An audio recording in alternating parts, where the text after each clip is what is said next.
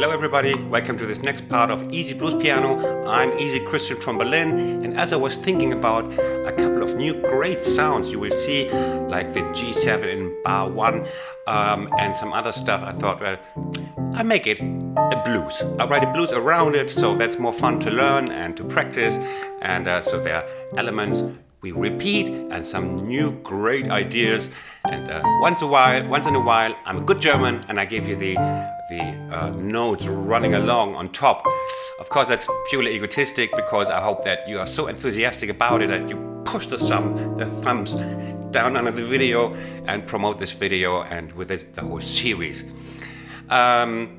Sheet music, yes, there is sheet music. Again, there are usually several lessons of this series in one volume. More info on that is down in the text box. And please buy it. Make me also a rich German. That would be just great. Hope you enjoy this. Let's go.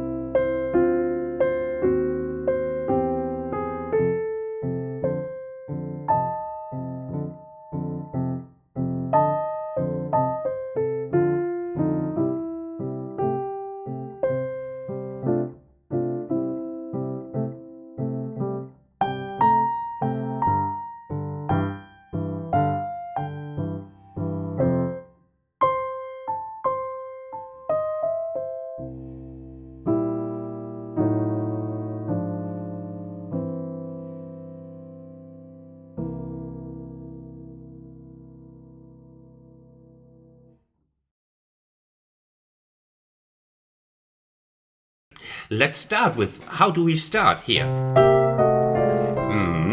Do you remember that? Well, you all know this starting here. Do you remember my lesson where I taught you this? To start here. So that's what we do in the beginning. With the sixth, our beloved sixth, all these you should know by now. And then to have this mini turnaround over G approaching the major third of G7 in this manner. Great sound, so.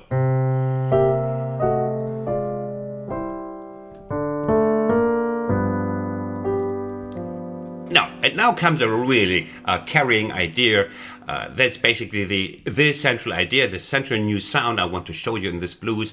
And this is that we can do something with the first couple of C bars, you see?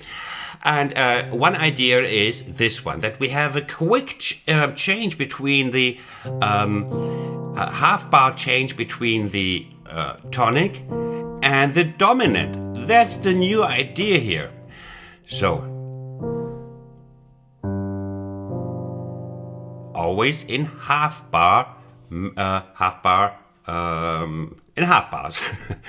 So, and then on top, as if that wasn't enough, we have this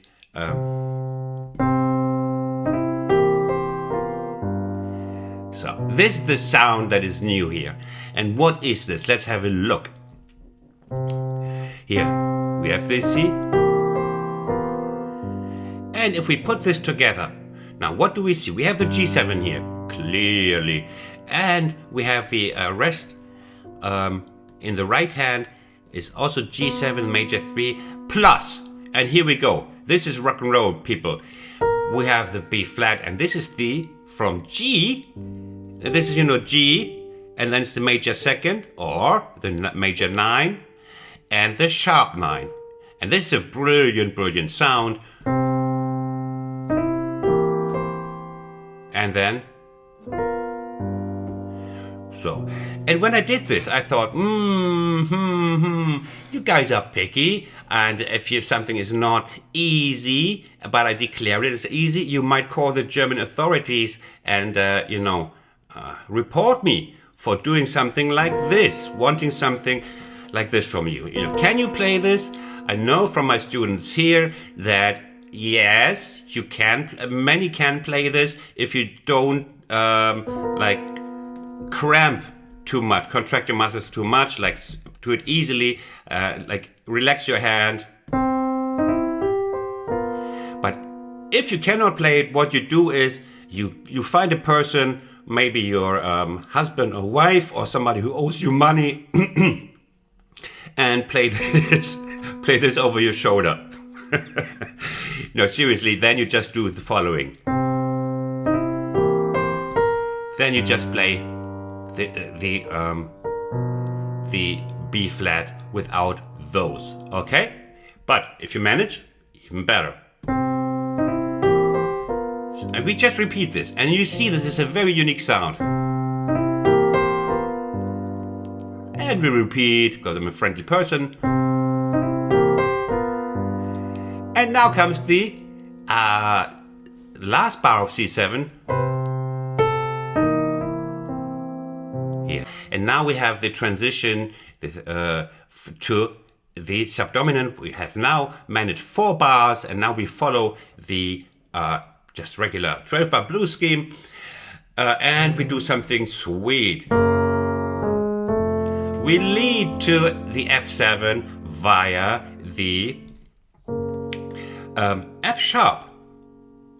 This is a great sound, so this might be new to you. I'm not quite sure I've treated this already for you in this easy piano series, or even in the beginner series, okay?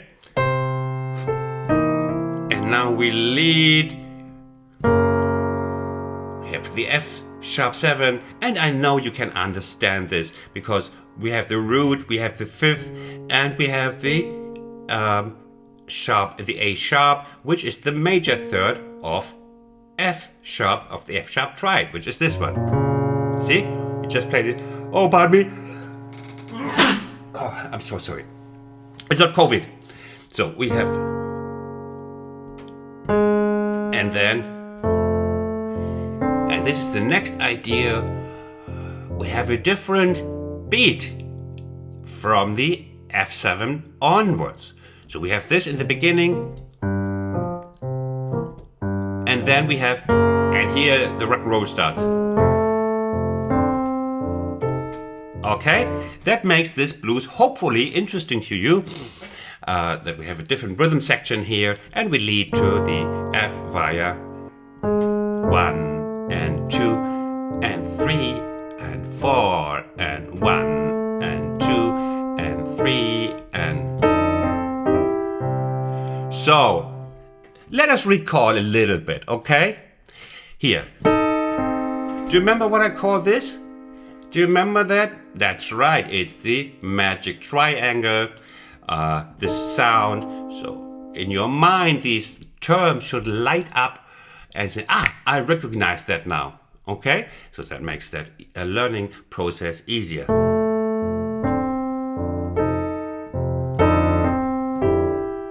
Here. And this is a minor semi-new element. That is, we have the thirds. Do you remember from my old school, the beginner's course, which you of course also watched? We have these thirds. We learn the sixth and we learn the thirds. And also you remember that I might have mentioned, I definitely have, that you do not always have to play all elements of a bigger element, but we can just use the 1/3, and that's what I just did here. So it's okay. So let's restart. We did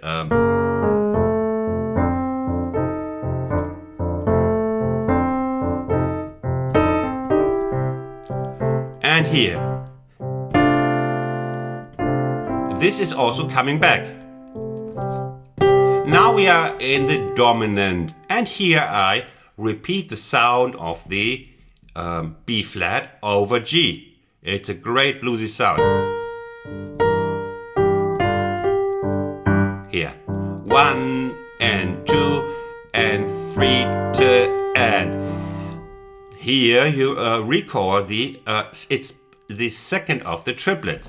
Bop bop bop bop bop bop bop bop bop bop bop bop F 2 2. And here we have this in the end again. You see these elements always repeat. In blues piano, elements always repeat. It's just a different rearrangement of well-known elements. Blues piano is a traditional music. It's a closed system. You won't find any revolutionary new influences in blues piano. Okay, 1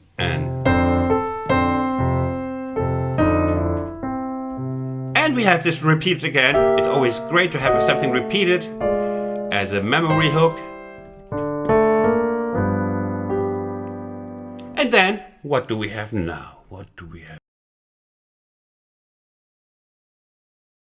now, Christian? We continue with this G7, C7, G7 in the first 4 bars of our 12-bar blues form, and we exploit now the G7 here. And I was thinking, what can we do with the G7? In the first part we played, and now we'll do something else here.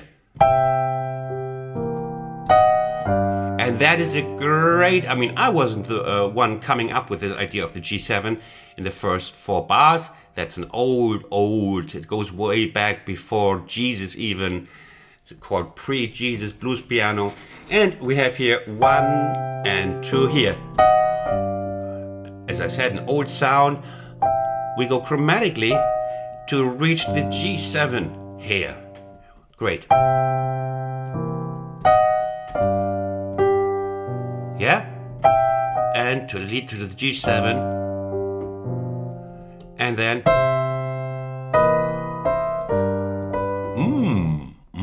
I'm surprised myself I played that. Okay, yeah, we have then we have this chromatic. So, and here let's recall we can do work with chromatic thirds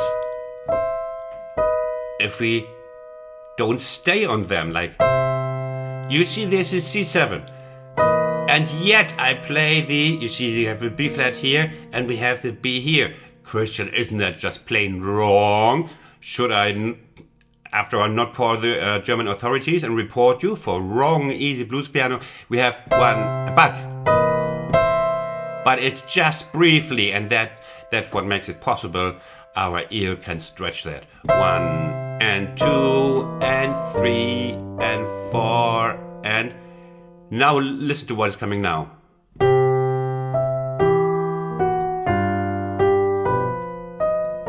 I'm very proud of this. I'm very proud. Put this in my diary as a sort of high point of my easy blues piano composition technique. We have the C7. Now we do the same. We exploit the G7 that is coming after each half bar here. Before we led to the G7 here, and now we do it like this. And we follow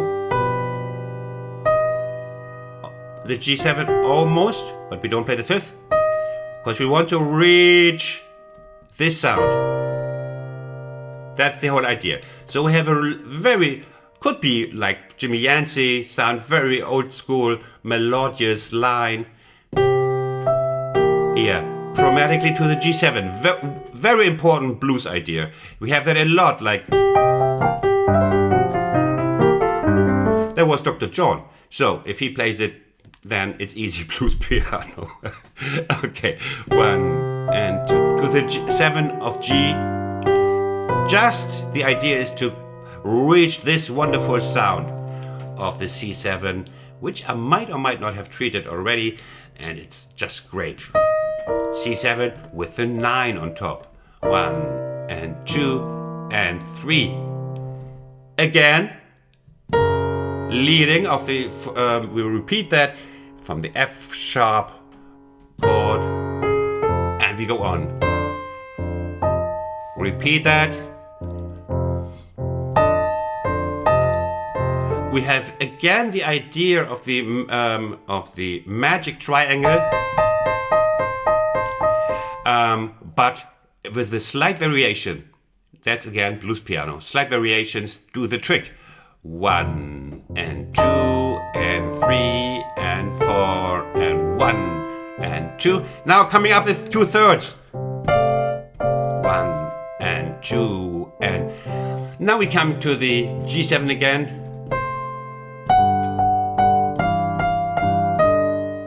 And do you recollect by any chance what this is? Come on! Hey, that's blues scale. Here we have the first line of blues scale.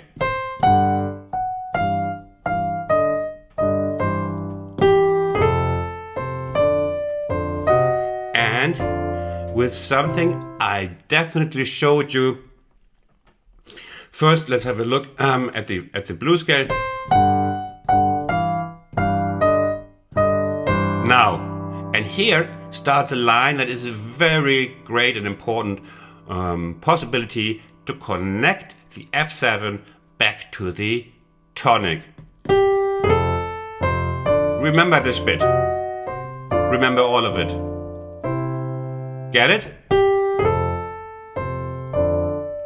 And we walk down our 6th here with a little thummy in. That's not my thumb. This is, may I introduce, is the German thumb. Yeah, well done. Okay. Yeah. And when we repeat, we can breathe, take a breath. We know this, and this is meant like that. After a moment of stress, you have this framework of this, where you can relax and regain your conscience.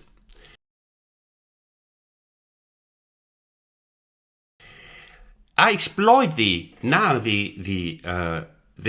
B flat over G7 even more. Now I even dare to give it an octave, an accent, to really tell the listener, yeah, that was all on purpose, and I'm going to dwell on it, and I'm going to make it sink in and 1 and 2 and you see here, even more conscious, as Miles Davis said. If you play a wrong note, just play it again, even louder, and it will sound creative. 1 and 2 and 3 and 4, and we rub it in once more. 1 and again.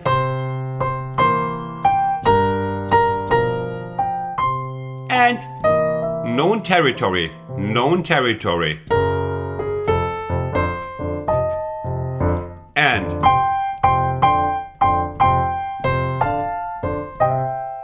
yeah, a bit more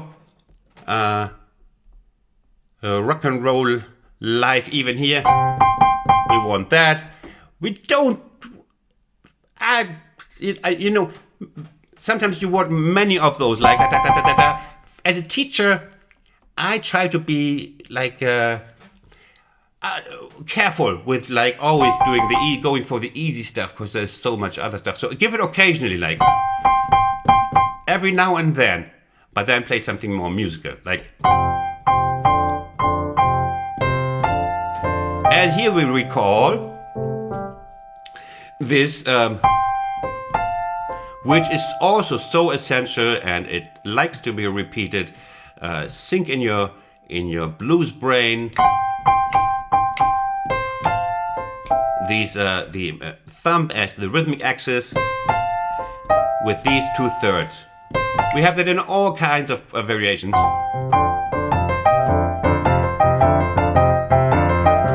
And this is just one possibility. 1 and 2 and 3 and 4 and 1 and 2 and 3 and our thirds. And then we have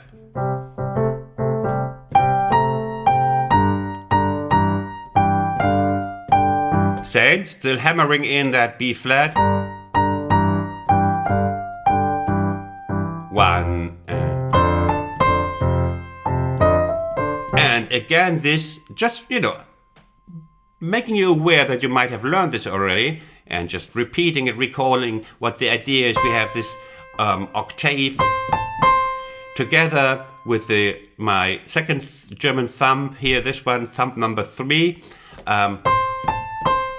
you know, as a rhythmic counter axis for the to set an accent in octaves. Done a million times by all the greats. So 1 and 2. And here we play the same thing up. And what you just played before, down. Okay? Now the next bit is now I'm kind of quoting the idea, or the central idea, the massive gold sustained pedal. No, of course the this, and I'll go from there. I'm just quoting it briefly. Listen. And I walk on to something else. Get the idea? Get the sound briefly, and then exploring and repeating the idea here. Again. 1, 4, 3 and 4 and 1 and 2 and 3. Echoing it up here. Again. And here, of course, what you always want is run-ups, and here I included a run-up here, very nice one.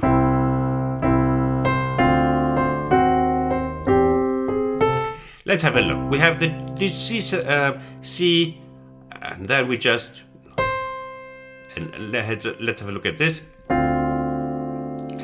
You could call this how's it called, a transitory, momentary, whatever, passing D minor 7 if you want. So you see, you play part of C, this is definitely, what is this? Some would call this a E flat diminished. You could also call it a C diminished with E flat in the bass. And that is what some books would probably call it. We have the C, D minor 7, and here it's hidden either in E flat diminished, here that would be the E flat diminished, or they're basically identical. You know, the diminished chords, they are in the structure like the D, the C diminished has identical notes to the E flat diminished chords, which has identical, like all these notes are identical to the F sharp diminished, to the A diminished, and to the C diminished. They are all interchangeable. Yeah? So that's the idea. Okay, let's go back to the run up. Where we are here. Now. And this would be clearly the C with the E in the bass. Do you see it?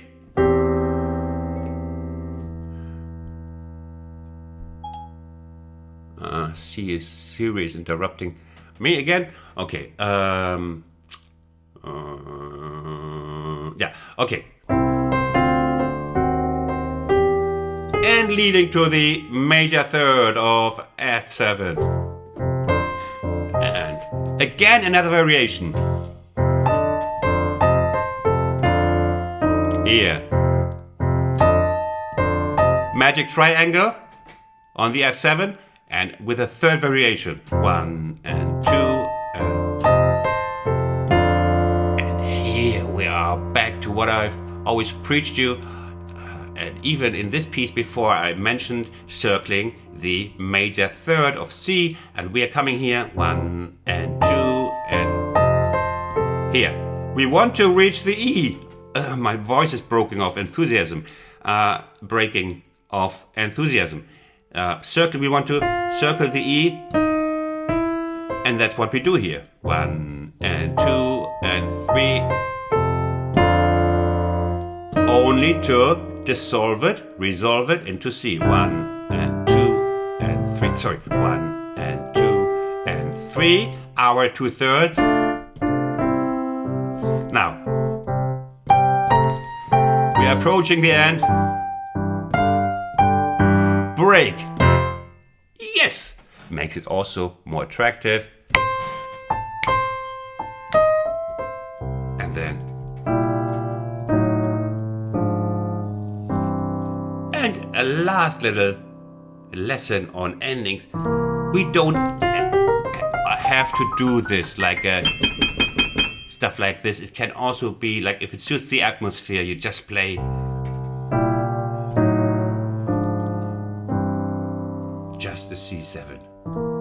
See, it can be enough. It can be enough. A simple ending. An and is an and. Hope you enjoyed this.